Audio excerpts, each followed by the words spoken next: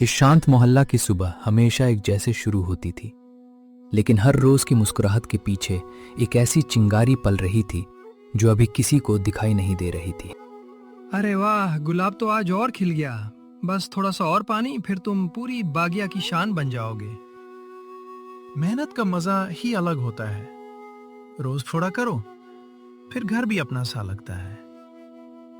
अरे रवि बेटा, सुबह सुबह फिर बागिया में लग गए। कितना साफ रखता है तू घर को। नमस्ते आंटी, बस आदत सी हो गई है। घर साफ हो तो मन भी हल्का लगता है। बिल्कुल सही कहता है। तेरे घर के सामने से गुजरो तो लगता है जैसे पूरी गली चमक उठी हो। रवि की बात में दिखावा नहीं था। उसके लिए ये सब शौक कम, सुकून ज्यादा था। मिट्टी, पौधे, सफाई और लोगों से सीधा साफ बर्ताव।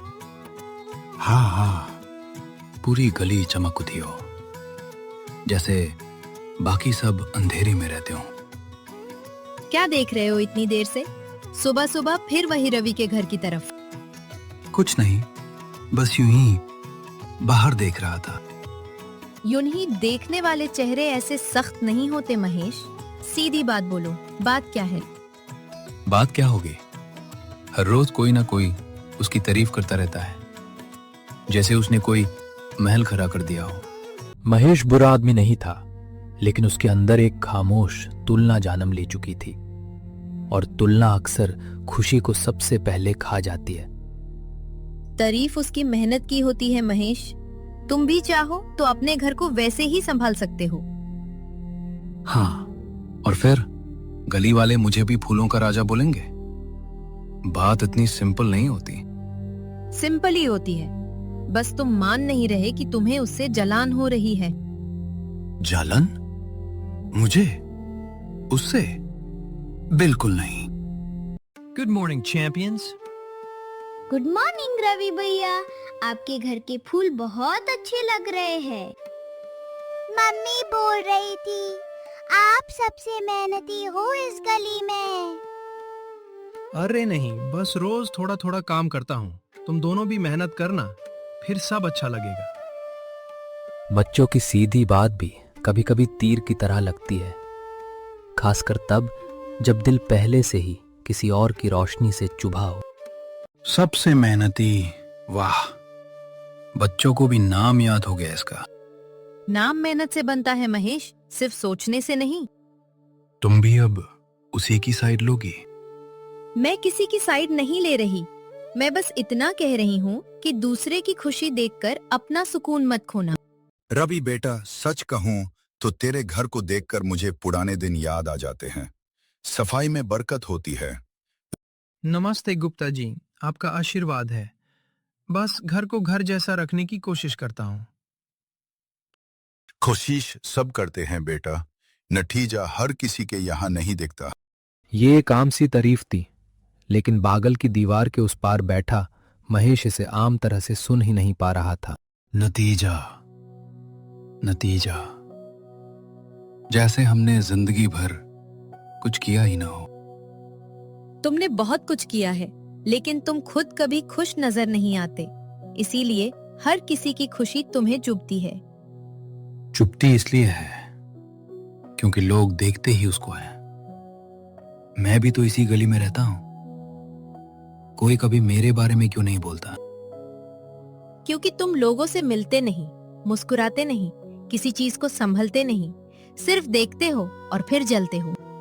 बस ये 2 गमले और ठीक हो जाएं, तो शाम को और अच्छा लगेगा। हाँ, देखते हैं शाम तक कितना अच्छा लगता है। उस पाल महेश के चेहरे पर पहली बार सिर्फ जलन नहीं, बल्कि एक खामोश फैसला उभर आया। ऐसा फैसला जो अभी शब्द नहीं बना था, पर खतरा जरूर बन चुका था। महेश, तुमने अभी क्या कहा? कुछ भी तो नहीं। तुम भी ना हर बात का मतलब निकाल लेती हो। बाहर सुबह की रोशनी वैसे ही थी, बागिया वैसे ही खिली थी, और गली वैसे ही शांत थी। बदला था तो बस एक दिल, और कभी कभी कहानी वही से मुड़ती है। रवि की उंगलियों ने जब टूटे हुए तनों को छुआ, तो उसे सिर्फ पौधे नहीं, अपनी मेहनत बिखारती महसूस हुई। दर्द के साथ एक सवाल भी था, ये हुआ कैसे? कल रात तक सब ठीक था, एक भी पत्ता ऐसा नहीं था। किसने किया ये? रवि भैया, रात को कोई आवाज तो नहीं सुनी आपने?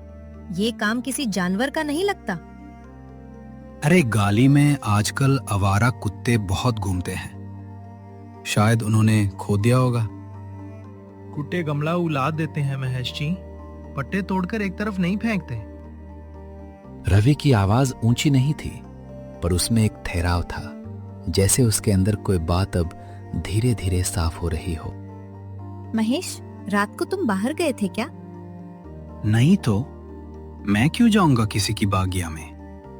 एक मिनट, मेरे दरवाजे के ऊपर कैमरा लगा है, शायद उसमें सब रिकॉर्ड हुआ हो।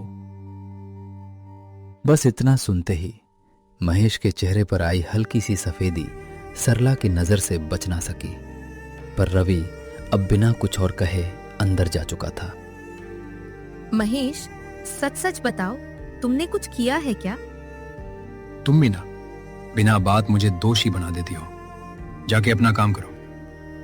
अंदर कमरे में मॉनिटर की हल्की नीली रोशनी रवि के चेहरे पर पड़ी। उसने रिकॉर्डिंग खोली और वक्त को पिछली रात पर ले गया।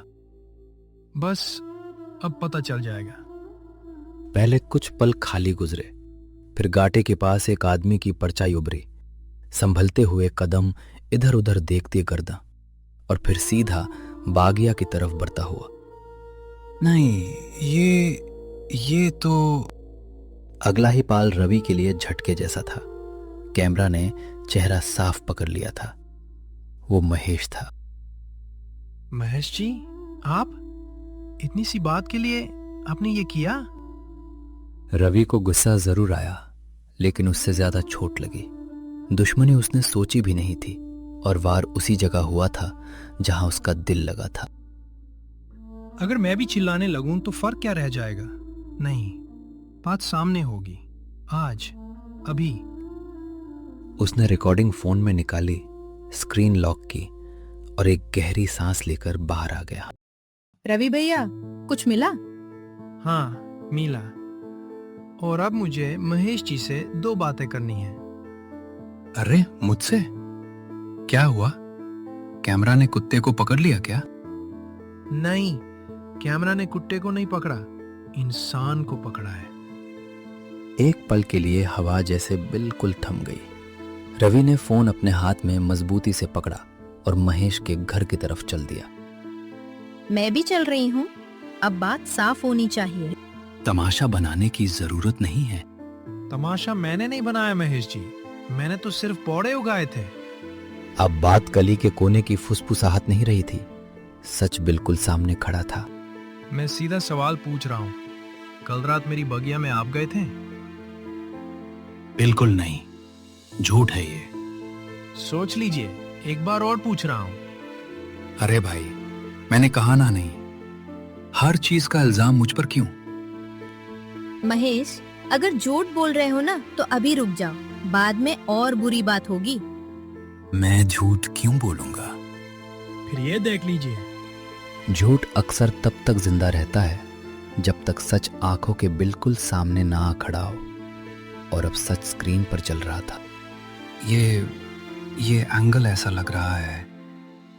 मैं बस क्या महेश जी, बस देखने गए थे या बस तोड़ने गए थे? मैंने आपका क्या बिगाड़ा था? महेश, तुमने सच में ये किया? इतनी सी जलन के लिए? मुझे तुम पर शर्म आ रही है। मैंने गुस्से में, समझ नहीं आया कब हाथ बढ़ गया। हाथ पौधों पर नहीं बढ़ा था, भरोसे पर बढ़ा था। महेश के पास अब इनकार के लिए शब्द कम पड़ रहे थे। उसकी गर्दन झुक चुकी थी, पर उस झुकी गर्दन से ज्यादा भारी उसकी खामोशी थी। कल तक तुम दूसरों की खुशी से जल रहे थे, आज अपनी ही नजरों में गिर गए हो। मुझसे गलती हो गई। गलती या फैसला? कल रात तुमने जो किया वो एक पल का गुस्सा नहीं लग रहा। रवि का सवाल सीधा था और उसका जवाब सिर्फ माफी से पूरा नहीं हो सकता था। महेश ने आंखें उठाने की कोशिश की, मगर हिम्मत साथ नहीं दे रही थी। हाँ, मैंने जानबूझकर किया। हर रोज तुम्हारी तारीफ सुन सुनकर मुझे लगने लगा था कि मैं कुछ भी नहीं हूं। तो तुमने अपनी कमी दूर करने के बजाय उसकी मेहनत तोड़ दी। ये जीत लगी तुम्हें? मैं तो पड़ोसी समझकर हर फूल खुशी से दिखाता था, और आप अंदर ही अंदर उन्हें तोड़ने का दिन देख रहे थे। सच बाहर आ चुका था, पर उसके बाद जो खामोशी पड़ी वो किसी भी इल्जाम से ज्यादा चुभने वाली थी। इसी खामोशी में फैसला जन्म लेता है। अब सवाल ये नहीं है कि आपने किया या नहीं, सवाल ये है महेश जी, इस टूटे भरोसे का हिसाब आप कैसे चुकाएंगे?